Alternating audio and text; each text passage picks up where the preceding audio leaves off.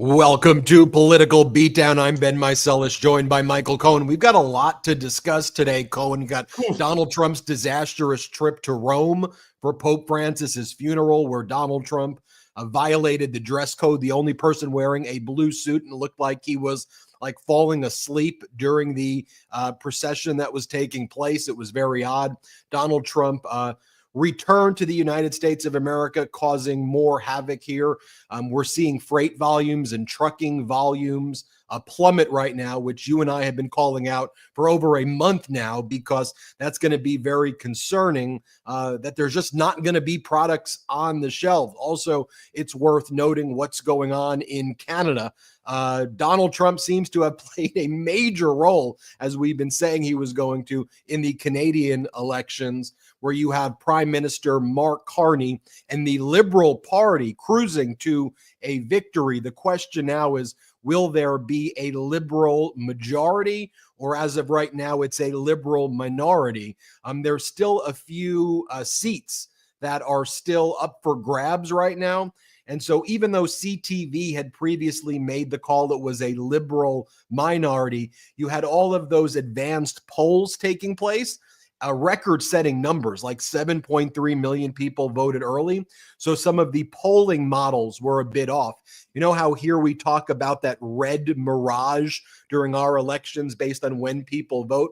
In Canada, it's the opposite. Their Conservative Party is blue, their Liberal Party is red. So there seemed to be a little bit of a blue mirage happening in Canada. But Prime Minister Carney coasted to victory. And in his acceptance speech, what was he doing? He was calling out Donald Trump, the threats from the United States of America posed to Canada's sovereignty. And now we turn to this weekend, Cohen. Australia has got a big vote. They call him Timu Trump. We'll talk more about Temu in a minute, because the tariffs are causing all prices to rise, including on Temu. But they're calling him Timu Trump. Peter Dutton, their conservative politician, who's technically the Liberal Party, but their Liberal Party's conservative in Australia, their Labour Party's the Liberal Party. He was like this Pierre Poilievre in Canada, MAGA. There's MAGA Maple Pierre Poilievre. And Cohen, the guy Pierre Poilievre lost his own seat. He did. And the funniest part is, did you get a chance to see the acceptance speech of Mark Carney? It's the one thing, half my family live in Toronto. Mm-hmm. In fact, by law, I'm technically a Canadian citizen, because when I was born, my father was a Canadian citizen, didn't become an American citizen until 1976. And I bring this up because Canadians are very kind people. They're gentle in their remarks. They're gentle in they're thoughtful. Let me say it that way. They're thoughtful in their remarks, unlike Americans, where we just sort of shoot from the hip. If you watched even the crowd at Mark Carney's at his acceptance, they're very demure, and they don't want to rub it in anybody else's face that they won. Whereas here, when your candidate wins, you're like, yeah, fuck the other side, right? And you're going crazy, and everybody's cheering and screaming to the point you wake up the next day and you don't even have a voice. That's not how Canadians are. And it's funny, because Trump took advantage of that. Knowing the personality traits of Canadians, he thought he was going to walk all over Canada simply because they're not as in your face as Americans, specifically not New Yorkers, which we both happen to be. Well, let me tell you something. It's not what happened at all, not for a long shot. And you know what? I'm going to tell you something. This Mark Carney is one smart son of a gun. This guy ran the Bank of Canada. Right? This guy understands tariffs. He understands economics. He understands finances, probably a lot better than our Secretary of the Treasury or Commerce do. He's going to make mincemeat of Trump when they finally sit down, assuming that they sit down. No deals, Donald. That's my nickname for Donald Trump. He said there were going to be 90 deals in 90 days. Then he told Time magazine that he's already done 200 deals, which then his Treasury Secretary Scott Bessent said, oh, yeah, we're doing bespoke sub deals, he says. It just seems every week you've got Carney and you've got, what's his name? You've got Bessent, rather, who kind of goes out there and he tries to manipulate the markets, and he like says things, we're very close to a deal, things are happening right around the corner. And you contrast that to like someone in a Prime Minister Carney who's level-headed. Look, if you want to talk to us as a sovereign nation and we want to talk about making deals, I'm open to that, but you're not going to take advantage of us. And Scott Bessent, Treasury Secretary, who was someone who Wall Street actually respected, right, Cohen? He's become someone now who, like all people who are in Trump's orbit, are now like, who's this guy? Like, no one has respect for this guy. Well, when you start saying that there's 200 deals that have already been made with countries around the world, there's only 195 countries in the world to start with. So that in and of itself is a lie. On top of that, we already know that there are no deals right now inked with the 17 major trading partners that the United States engages in. It's just not there. So I'm trying to figure out, and maybe, Ben, you could enlighten even me on this. What the hell are they talking about? What deals, other than maybe the concept of a deal, has been made so far? The issue is Trump has so disrespected these countries that their entire domestic politics has shifted, where if they even make a deal with him so Trump can dunk on them and say, look what I did, I took the upper hand. Take Japan, for example, right? We had a fine trading relationship with Japan, and we had a good just overall economic relationship. Our biggest military base is in Japan. That should be an easy deal to make.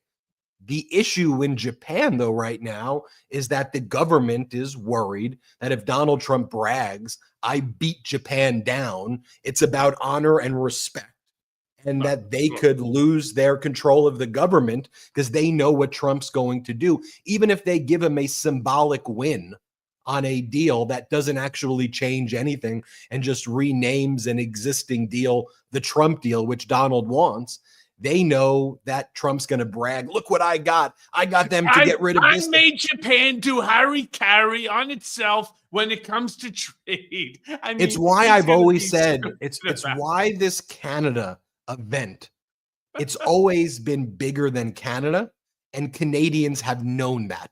They knew that they were the front lines of protecting democracy and a world order, not just at home and internationally. And it's one of the things that when I would speak to Canadians, when I would speak with leaders like Charlie Angus, they would say a lot. They'd go, we're the front lines, because if we can show that we can do it here. 2 months ago in Canada, the Conservative Party, Pierre Poilievre, they were going to coast to a majority, a massive majority. Poilievre, he was going to be the prime minister. You had all the right-wing podcasters, the same people who amplified Donald, and also Elon Musk and others were basically reposting things like, Canada, here's your next prime minister. This guy would arrogantly walk around, basically already declaring himself the prime minister. I mean, he was ahead 20, 30 points in the polling. It was a blowout. And then in Canada, for it to so change a complete 180. Now, what do you see happening? As I mentioned, the Australia elections this weekend, record turnouts there. The kind of MAGA-ish candidate from their Liberal Party, which is actually their Conservative Party, Peter Dutton, is struggling. And now it's not just Australia, Canada. We look at what's happening in the domestic politics of Japan, what's happening in the UK, what's happening in the European Union. It's obvious where the people are. The people are here wanting resistance to authoritarianism. The people, Cohen, we just want to hang with our families and our friends and enjoy our lives and and have health care and not worry about these individuals like Trump and Musk gutting essential services does. We don't want to wake up with Trump or his kind of MAGA acolytes posting on social media crazy stuff all day. We just want to go about our freaking days. And I think now that Canada set that example, we're seeing shifts in Australia and elsewhere, and it's going to make a major. That's why he's 0 for 90 right now as well, because now foreign governments have to figure out, how do you even do a deal with someone who operates in bad faith, who's going to mock us for doing a deal? I just want to see our government and the cabinet. I want to see what they are there for, right? I want them to govern. I want them to operate in the same manner that we have grown up watching government operate. Look, I think every one of us will acknowledge without contest that government is imperfect, right? There's always something that somebody believes is not the right way to do it, or maybe it could be done slightly different or better, and so on. Yes, we'll acknowledge that, but right now what we're seeing is not governance. It is cruelty. It's being power hungry. It's authoritarianism. It is everything that America has never stood for in our 250 years as an experiment. We have never stood for this sort of lawlessness, this violation of our constitutional rights. We have never stood for, the denigration of people in the country simply because you can. I mean, this is just, it's obscene is really what it's become. I'm with you on that, Ben. I just want to be able to wake up and know that my family, my fellow Americans are okay. That, if you're entitled to Social Security, you're going to get your Social Security and you're going to get it on time. And that you're not going to have the DOJ come after you simply because you said something which the fearless leader objects to. I want to make sure that our airplanes stay in the air. You know what I mean? That your health coverage is intact. The veterans get the help they need, et cetera, et cetera. I can go on all day long. Well, Sorry. look, you start having to research things now as Americans, like freight volumes and trucking volumes and the bond markets and the treasury yields and the declining value of the dollar and how this is all kind of interplaying with each other. These are things under former President Biden and his administration that I didn't have to do. Every quarter, there was full faith and credit in the United States Treasury and its growth. Whether it was 2% or 3% growth or 3.5% GDP growth, it was a growing economy. It would be nice. We'd wake up in days and it would be like another record-setting day on the stock market. It is now up this, it is now up that. And then Fox would basically be like, but if we really want to unleash all of the power of the economy, you can't be going with what Biden's doing. You got to be going with Trump. And then I alone can fix it. I alone can do everything. The pattern of his current fraud, in my opinion, just mirrors the patterns of his prior frauds as well. I did a video this morning that I'll ask people to watch when you have some time, and it was how Donald Trump basically destroyed Atlantic City. Big, flashy promises. I alone am going to fix this. When he went into Atlantic City, and Cohen, you may know this story, he bought 3 casinos, not 1 casino. And then he had a huge amount of debt to try to, run these 3 casinos. And everybody was saying the same way with his tariffs, this is a stupid plan. Why are you having 3 casinos? They're going to compete against each other. You're going to cannibalize your own business, and then your interest payments are going to become due, and you're not going to be able to make the payments, and then it's going to have this cascading effect, and you're going to go bankrupt. But what did Trump do? He brought out Michael Jackson, this big ritzy announcement, gold chandeliers, billion-dollar casinos, the biggest thing ever. And then there were whistleblowers and people who were saying, hey, this is going to be a major problem. There's no way he's going to be able to finance this. Doing 3 casinos is stupid. No, you got to go big. 3. It's got to be 3. And then sure enough, then by the way, Trump got the whistleblowers fired. The people who were saying, hey, he's about to bankrupt it, they got fired from their positions. They ended up suing Donald Trump. And I know Donald Trump at least settled confidentially with one of those individuals. And then he destroyed Atlantic City. He destroyed the lives of the workers. He destroyed the lives of the contractors. And then Donald Trump took his money because he made money on it. And then he moved on to his next scheme and his next hustle. So you take a look at Vegas right now. With the drop in tourism in the United States, he's doing Atlantic City nuclear version in Vegas. He's doing Atlantic City 2 right now and destroying that. And he's doing that to the entire country right now. We all know that tariffs are the worst idea ever. Let me ask you this question, Cohen. If tariffs, according to Donald Trump, are the greatest things ever, right? These are going to make us all rich. It's going to eliminate taxes. Then why are they trying to negotiate deals at all that get rid of the tariffs? How does that make any sense? It doesn't make any sense. In fact, if it was as great as everybody says that it is, don't you think that one of the other, say, 46 previous presidents, well, let's say 44, since he's a 2-timer now, would have turned around and imposed the types of tariffs that Trump is talking about? No, because he's claiming that he uniquely understands tariffs in a way that no other previous president understood, at least since the golden era, right? I mean, this is just how self-absorbed and narcissistic that the man is. I mean, you're going to tell me that if tariffs was the panacea to curing America's debt, that Biden wouldn't have done it? I mean, remember, we did not have a debt when when Bill Clinton left office. And so are you really telling me that as a direct result that nobody would have figured this out? Somebody who, let's just say, has an economist, let's just say slightly less compromised than Scott Bessent?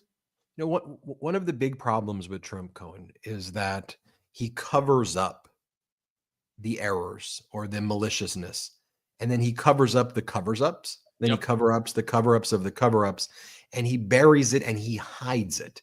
It's the worst quality of leadership at all.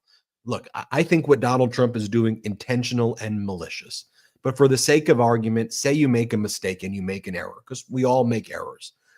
Sometimes you just have to confront it and you have to address it. And you have to, and yeah, it's not going to be great, but you have to deal with the situation in order to fix it. And good leaders of companies, great coaches of teams, leaders across all different types of sectors.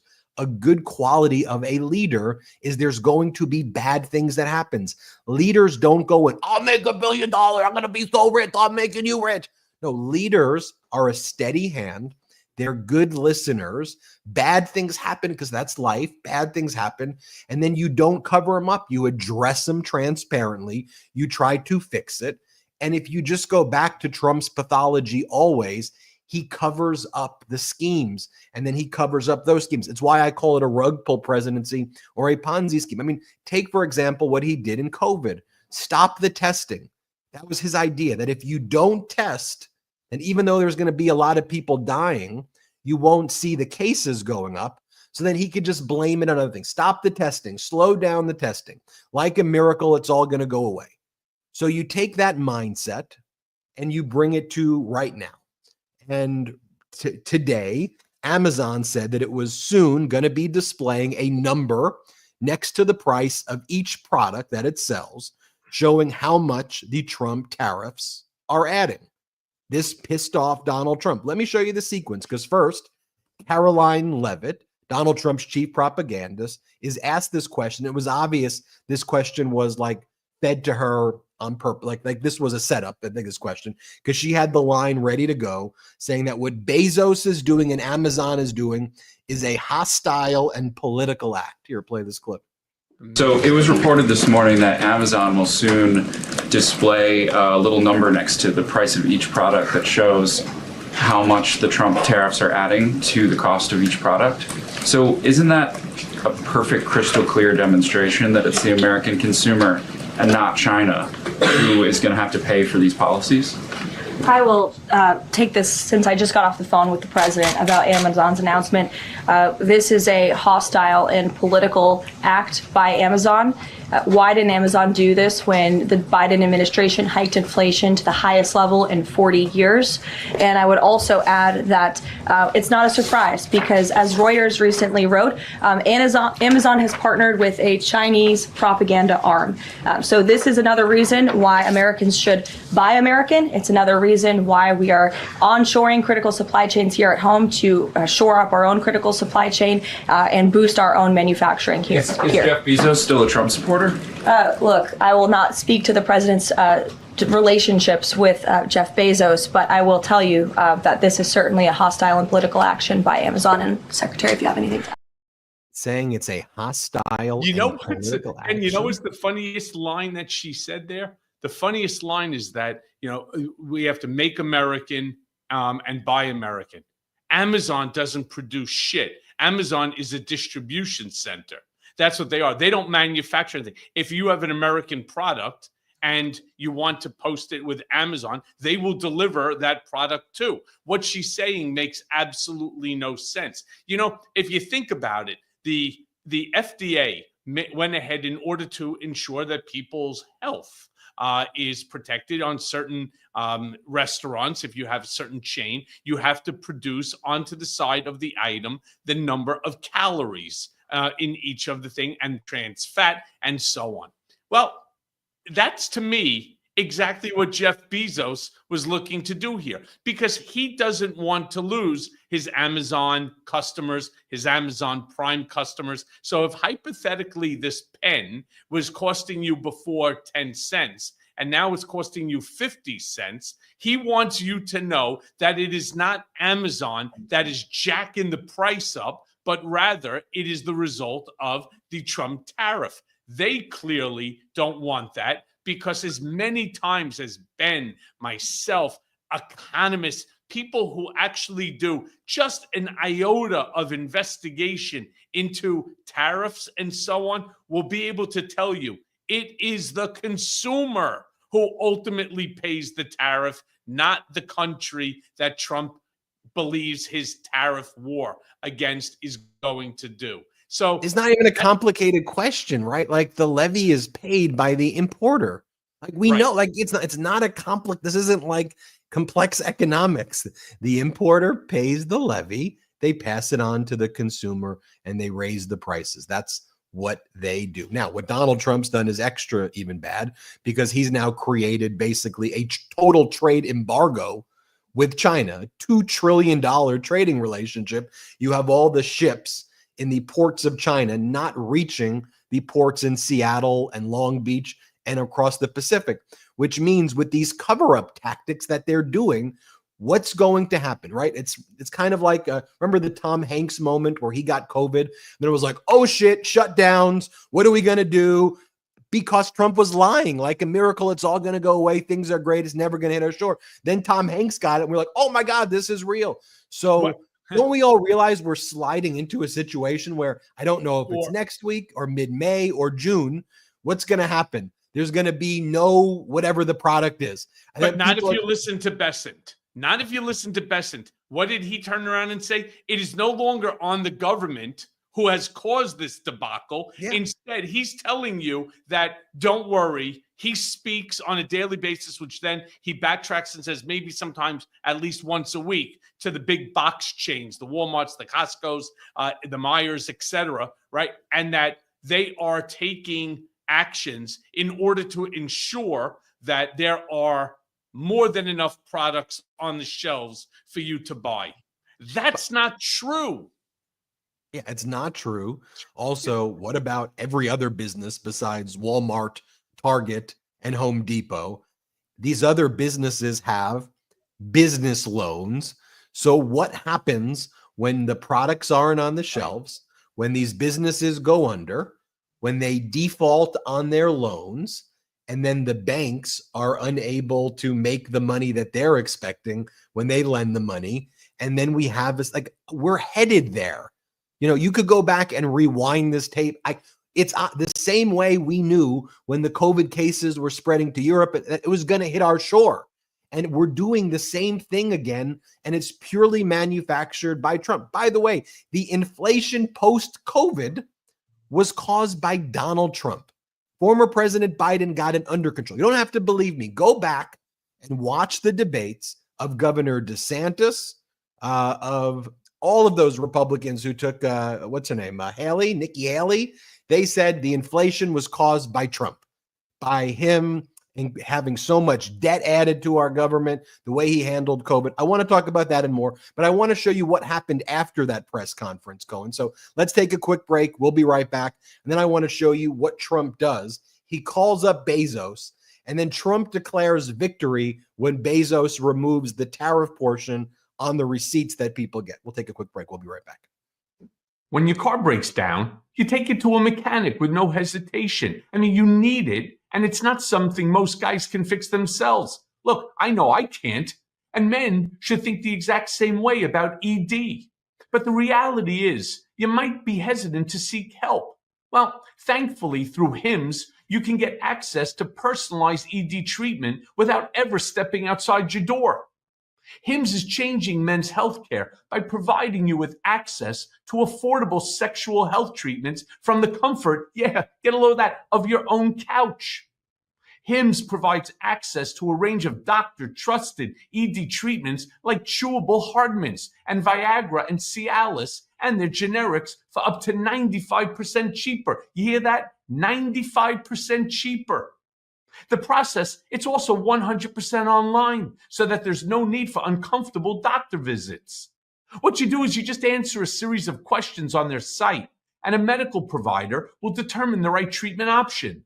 And if prescribed, your medication, well, it ships directly to you for free. And there's no insurance needed, and one low price covers everything from treatments to ongoing care. Now, with hundreds of thousands of trusted subscribers, HIMSS can help you find the ED option that works best for you. So start your free online visit today at hims.com/beat.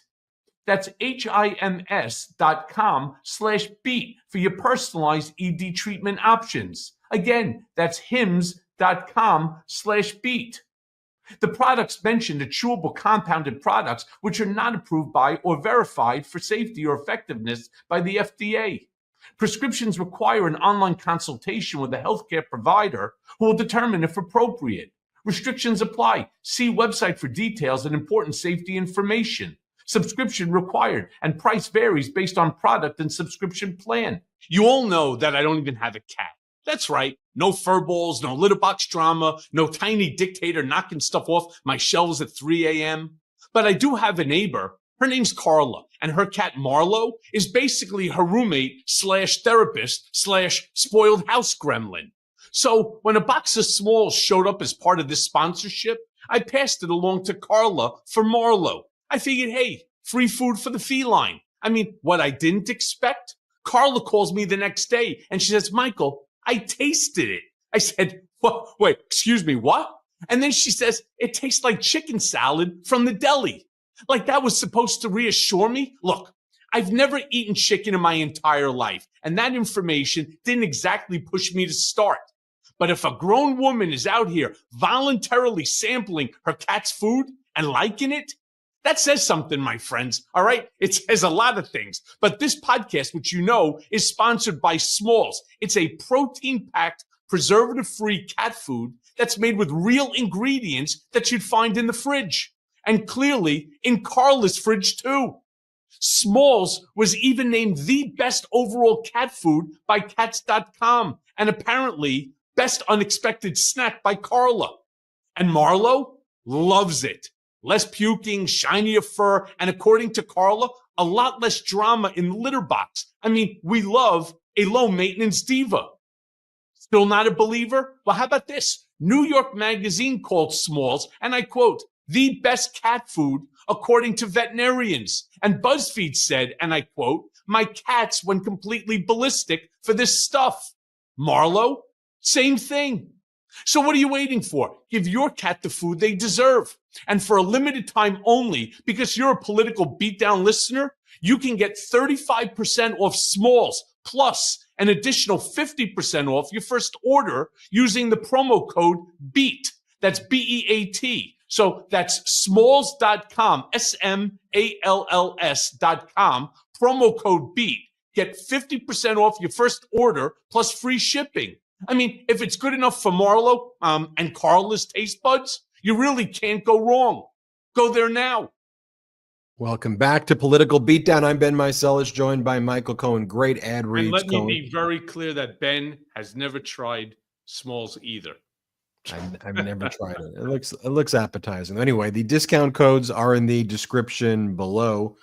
You know, when we were talking about before the break, Amazon was going to start listing the tariffs and how they were impacting prices next to the products for sale on the website. Trump's propagandist, Caroline Leavitt, was asked a question about it during the press conference, and she called it a hostile political act. And she basically was saying that Bezos was almost implying that he was like an agent of China and that he was doing this to help China in the trade war against the United States. And given those China connections, that's why Bezos was doing it. So then Donald Trump calls Bezos and does the equivalent of stop the testing. He says, delete it from your website. Like, we know that's what happened. Delete the portion that says what price is being added, what charge is being added from the tariff to your Amazon website. And Bezos then does it. And then at first, Bezos and Amazon put out a statement basically saying, oh, we had no real plans to do that. But then the real sourcing came out. And by the way, Fox got sources that basically told them as well, because Trump wanted it to be known. Like, I mean, they wanted Fox to know this, that Trump bullied Bezos into doing this. So now Amazon's just going to be raising the prices higher, but they're not going to be showing on their website what the source of those additional surcharges are. Here's Donald Trump bragging about it. Let's play it. Great. Jeff Bezos was very nice. He was terrific. He solved the problem very quickly, and he did the right thing, and he's a good guy. He solved the problem is what I want. When I saw that, I kept thinking to myself, somebody please enlighten me. What, Ben, is the actual problem? Transparency. With posting how? Amen. I won't even finish the question. You're like the guy who knows the punchline to the joke. That's when you and I do this so long together, we could just basically fill in each other's sentences. But yeah, but that's what it was. The transparency. Trump wanted that not. And so who's benefiting of this? You know, people know. You know, I mean, there's a reason that Donald Trump's approval is plummeting. I understand maybe his MAGA mush brain. Maybe he's fighting to keep that 35% approval and keep those 35%, you know, MAGA cult people. But I mean, what's his approval with independents now? Like 27%, 26% across these polls. Americans know what's happening. I think 87, 88% of Americans understand that now that tariffs are increasing prices. But here's what I ask you, Cohen. If tariffs are so great again, if they're making us great again, and they're making us so rich, and that we're, you know, Trump saying that he's thinking about getting rid of all taxes. Yeah, you may not even need taxes anymore because the External Revenue Service is making so much money from tariffs. But then why is Donald Trump easing auto tariffs? The latest abrupt shift in a rapidly changing policy that has left businesses scrambling to keep up. That's an interesting headline by the way, it's not just the auto. It's not just auto. It was also aluminum.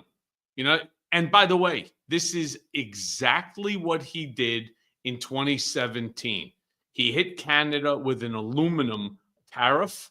They turned around. They said, no problem, right? We're going to turn around. We'll figure out some reciprocal manner to it. And then all of a sudden, he got a phone call from probably Coca-Cola, or Pepsi, or the bottling companies. And they turned around and they said, you know, you're going to double the price on soda.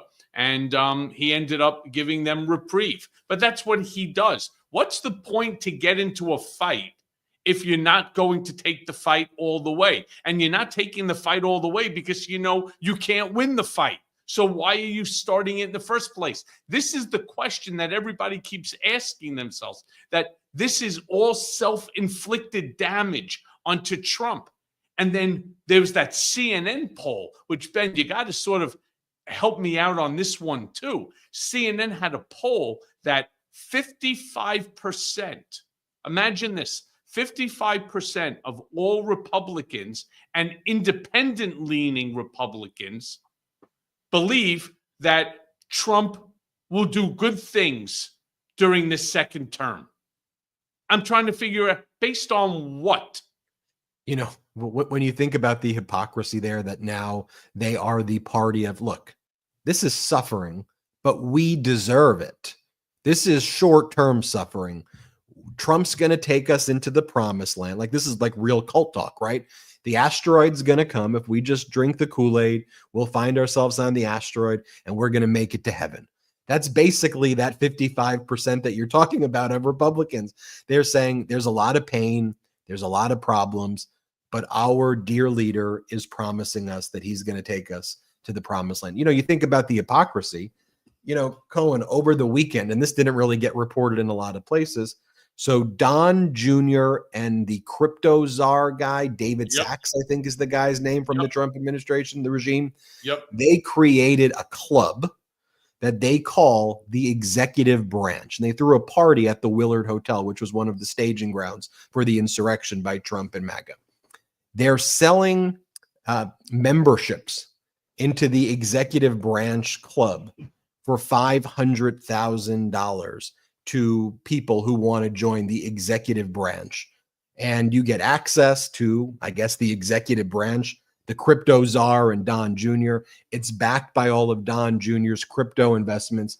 You think about what they were going after Hunter Biden for when Biden wasn't in office. He was on the board of Burisma, you know, a company, by the way, that he was asked to join by like one of the Polish pro-democracy leaders to kind of even out the board. So it had a pro-democracy board, and he got paid nothing in the range of anything like that was what, $300,000, $400,000, like still not an insignificant amount of money.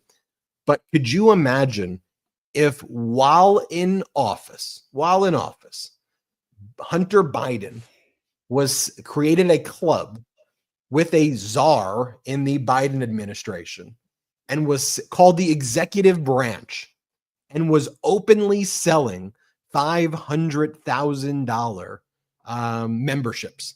It's happening in plain view. You don't hear a peep about that, but it's with everything they do, Cohen. They've become so obnoxious in their grifts that you're right. They don't even hide it. They do it right in front of your face. They punch you right in the mouth with it. And then they turn around and tell you, accept it because we're doing it. I mean, this is really something special.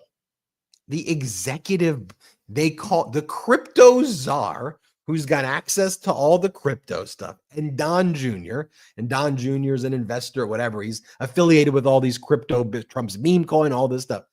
The executive branch, and they're at the Willard Hotel doing a party for it in our faces. By the way, and this story isn't getting a lot of attention either. A new Trump water property in Qatar, a Trump villas, that's been announced this weekend. Trump's done 0 trade deals in the trade war he created against the world, but he did do a deal. Trump villas in Qatar is happening. Don Jr. doing the executive branch club. And in Congress, you don't hear a single Republican giving a shit or talking about, but we the people know. By the way, I think they're also doing another real estate deal in Oman. I think that they also have one that they're doing in Egypt now. And so, I mean, I read a couple months back that they locked down 6 or 7 real estate deals almost immediately after Trump became president-elect, and that they are now at the stage where they're breaking ground, because obviously, you have to design the buildings and you have to start getting permits for them and so on. Remember, well, you remember Trump administration one of the biggest scandals, right, was the Trump Hotel in DC, and was he selling access in the hotel for $2,500 nights versus $1,100 nights, and making money off the Delta. I just want everybody to reflect on where we've gone from there. That was viewed as a violation of the emoluments clause, that was leading the news every day. Like, that was one of the biggest situations out there. To now, you have Don Jr. just talking about an executive branch club, $500,000 with the crypto czar, Dave Sachs, and it doesn't even get any attention. That Trump does just deals with Trump properties in Qatar and Saudi Arabia. No attention at all. But we spent the past 4 years, not we, but the media, talking about Hunter Biden this, Hunter Biden that. And it just goes to show you also why you need independent news media where we can call out these things. Because the moment you talk about these things to people go, wait a minute. I'll see the people in the comments. I'll ask the people, other than on Midas Touch and maybe another. Right.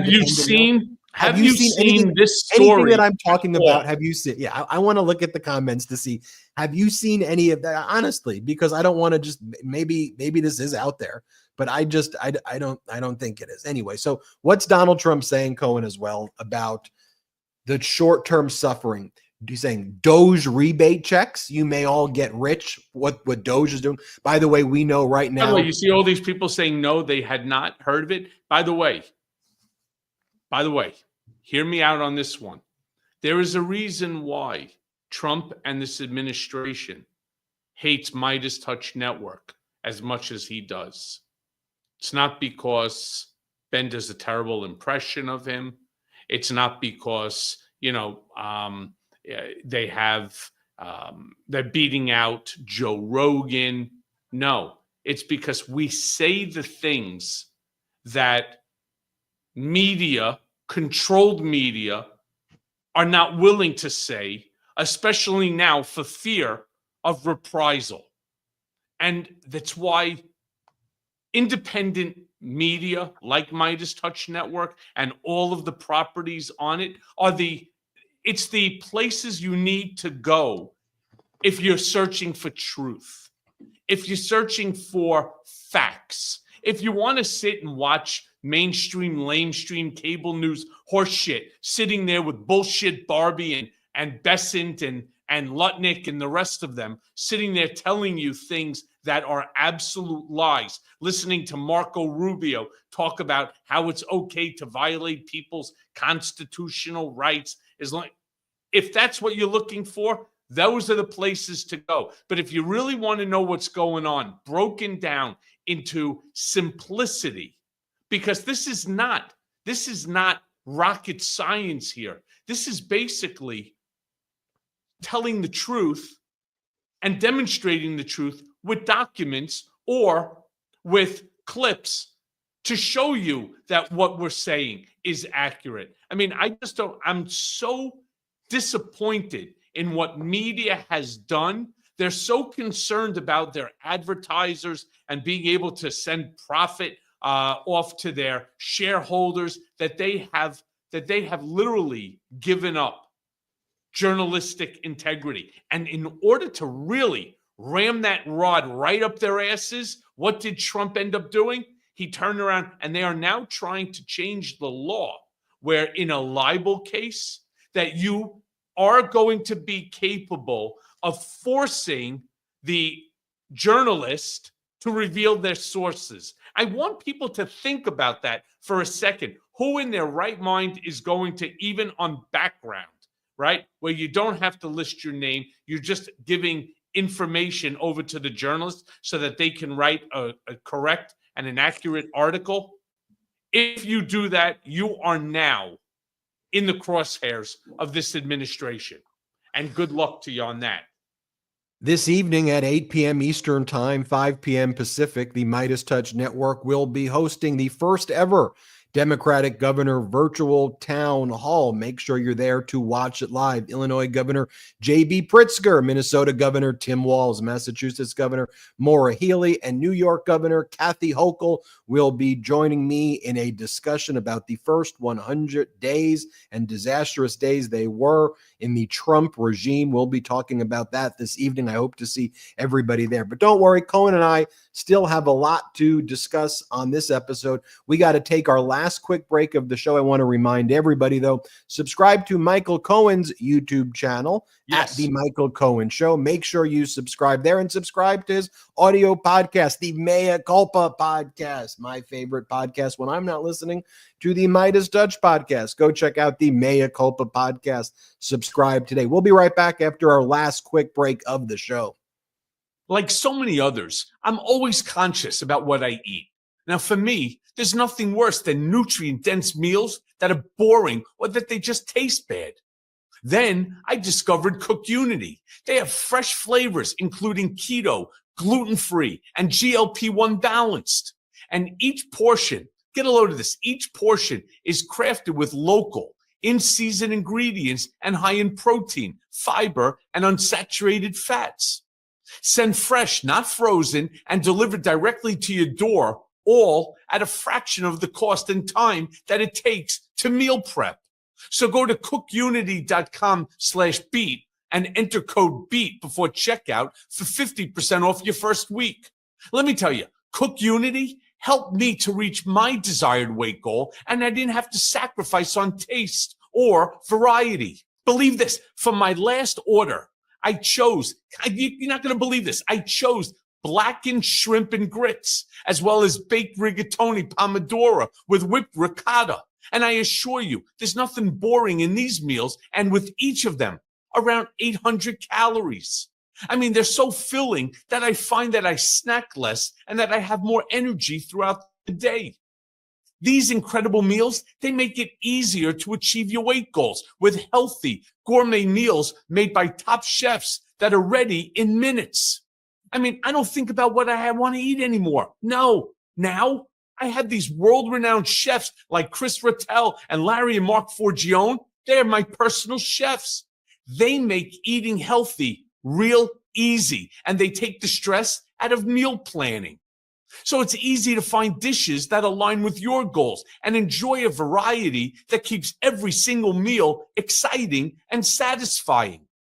Browse the menu by protein, by chef, by cuisine, or dietary need to personalize your own menu and find your new favorites. Seasonal collections are updated weekly, and new chefs, well, they're always joining the team, so mealtime will never be boring. You could choose from hundreds of meals made by all-star chefs, or just let the app curate a menu based on your preference. Plus, there's no cleanup and there's no meal planning. Meals, again, delivered fully cooked and ready to heat and eat in as little as 5 minutes. Flexible, commitment-free subscriptions. Skip deliveries, pause, or cancel anytime. Enjoy restaurant-quality meals for a fraction of the price. And subscriptions, get a load of this, they start as low as $11 a meal. Made with humanely raised meat and organic ingredients when possible. Plus, fresh, seasonal products. That's all you're going to get. So crush your health goals with nourishing, convenient, chef-crafted meals delivered straight to your door. Go right now to cookunity.com/beat. That's cookunity.com/beat. And enter code BEAT before checkout for 50% off your first week. That's 50% off your first week by using code BEAT and going to cookunity.com/beat.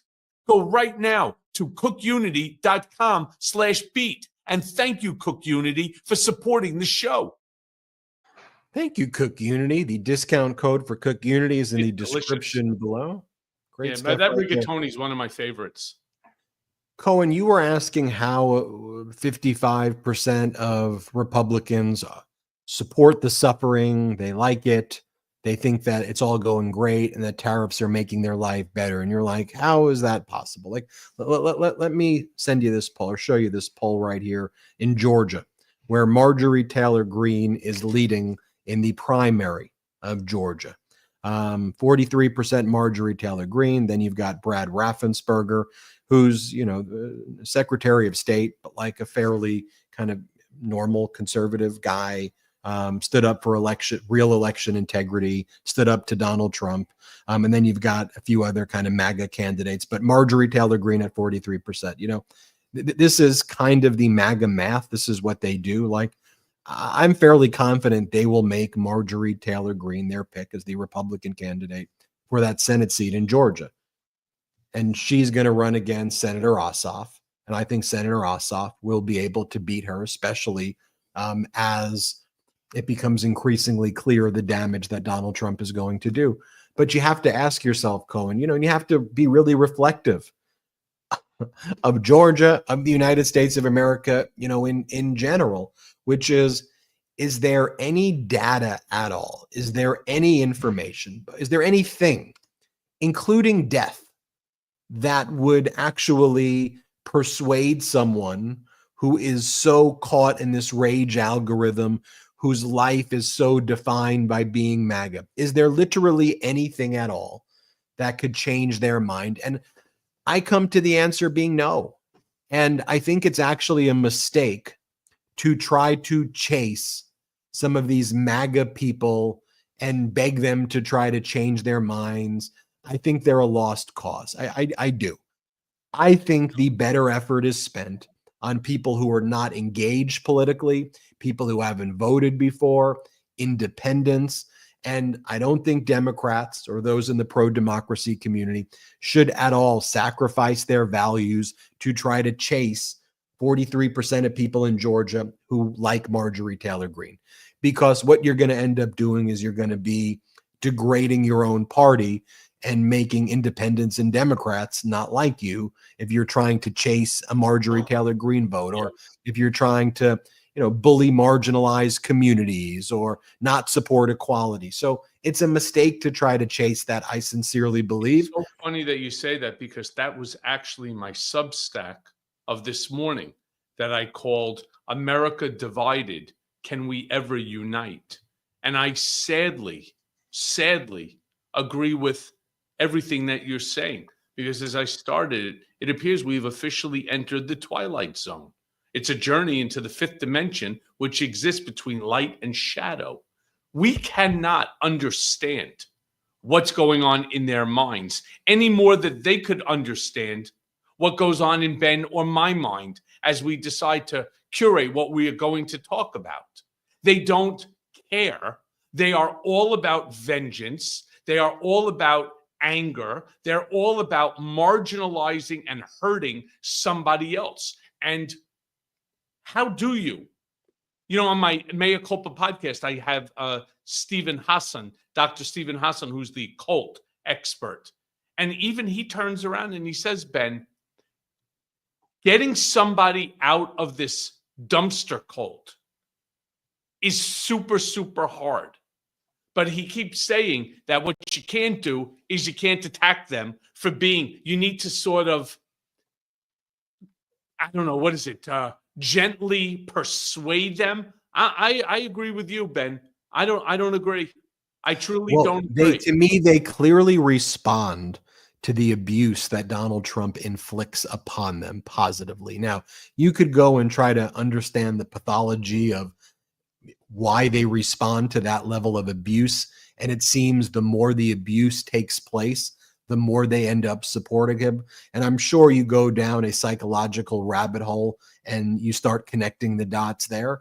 But see, I just think it's a waste of time trying to convince those people. Those people are, and I think actually if you want to attract them, the best way to do it is to not chase them, because then to me, they feel validated that they need to be chased by you, and that they go, "Ooh, I guess you like me. I guess you like what I have to offer." I think that, and again, from my psychological studies in this area, I'm not a psychologist. I just think you got to go, we don't want you. If you want to be miserable, If you want suffering, if this is the world that you want to live in, wish you the best.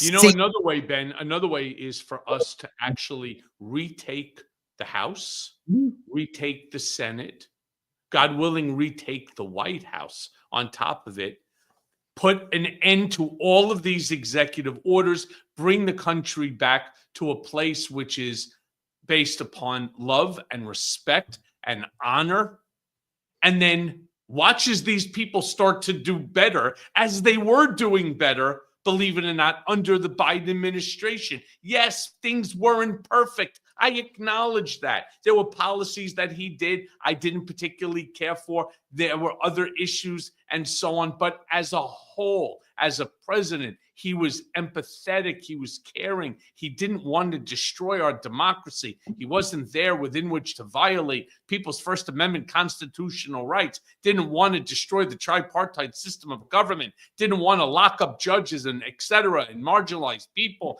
and turn around and be abusive to migrants, despite the fact that we need them in this country and students and so on. I mean, this is the problem, that there actually, as Ben just said, and you, Ben, spot on. They want to be chased. They want you to know that this is how they feel, because it, for whatever the reason may be, makes them feel better about themselves. And you know what, Ben? Honestly, after that rant, the two fingers salute goes to exactly those people, to that 55% of the Republican Party and independent leaning Republicans who think that everything is okay, that the way that they are acting is okay, that the way that they're disrespecting our country and violating our norms, to all of you that are out there. And I do truly hope that there are some who are trying to troll us here today so that I could personally tell you to go fuck yourselves. Fuck you, big league. Here's what Donald Trump said the past 48 hours about the tariffs are going so well. He says that taxes are going to be reduced so substantially. There may not even need to be taxes anymore. Here, let's play this clip. Plenty of problems in the world. When I left 4.5 years ago, I left, and I'll tell you what, we didn't have any of these problems. The good news is costs are way down, groceries are down, eggs are down, gasoline is way down. It's all coming down. It's all looking good. The tariffs are strong. We're taking in a lot of money from tariffs. We were losing a lot before I got here. We were losing billions of dollars a day, and now we're doing great, and we haven't even kicked in yet. And eventually we'll be reducing taxes very substantially for the people of our country, because the money is so great coming in from tariffs that I'll be able to reduce taxes to a very large extent, and maybe almost completely. Now, everything he said there is a lie. I don't understand how a huge portion of our population, let's just say in total 35%, you know it's not true because you go to a grocery store. You can literally see these things are not true. You know that housing's not more affordable.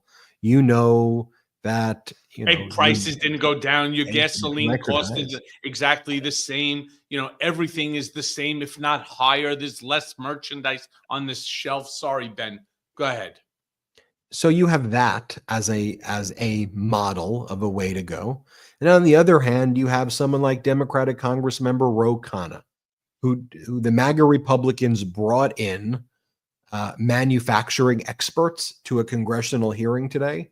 And they were trying to show why it is that, like, Donald Trump's anti-diversity policies or whatever is going to be great for manufacturing. So the Democrats in Congress used it as an opportunity to ask these so-called manufacturing experts and business experts who the MAGA Republicans brought in. Okay, well, what do you think about the tariffs? Because that seems to be a major issue. You're a manufacturing expert. That's what you're trying to testify today. So, manufacturing expert, tell us what you believe about tariffs. Here, play this clip. So the three Republican witnesses come to a hearing on industrial policy, and none of them mentioned the word tariff. Not one single one. And yet all Donald Trump is doing is tariff policy when the three Republican witnesses are recommending 100 different things other than tariff policy. Mr. Bishop, do you agree with Donald Trump's tariff policy? I'm not here as an economic expert. You're all saying you're not here as an economic expert, and yet you're giving us all these recommendations for how we build an industrial base. Is it that you don't have any expertise and we should just pick up any random citizen, or are you here as some economic expertise on industrial policy? Is that for me? Yes. Oh, sorry, I misspoke on this. I mean, on tariffs, this is just not one of the, I mean, like these guys as well, we're focused on building companies here. But I don't understand how you don't have the President of the United States is saying the way to build manufacturing is to have these tariff policies. You're here to testify on manufacturing, how we're going to build it. And you're telling me you don't have an opinion on whether the Trump tariff policy is successful or not? We're here to represent private industry, people who are actually building companies, not people who are theoretical. This is not a theoretical matter. He's implemented tariffs. I'm not even trying to trick you. I'm saying, do you agree with all his tariff policies or do you disagree with them? Or are you so afraid that you don't know what to say? I think all of us have been really clear. We're here to, this is not what we're here to talk about.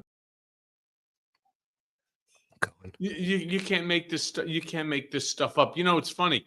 I testified before Congress on 7 separate occasions. 7.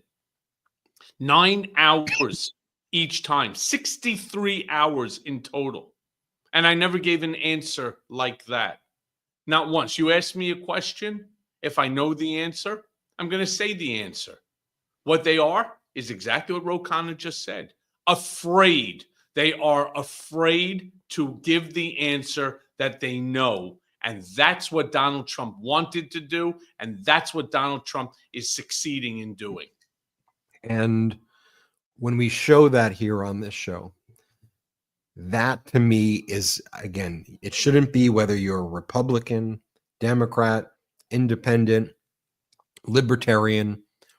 If you're using any form of critical thought, and I think that's one of the big issues here, because 60% of our country in the United States has under a 6th grade education, especially because in red states they've gutted and destroyed education in the United States.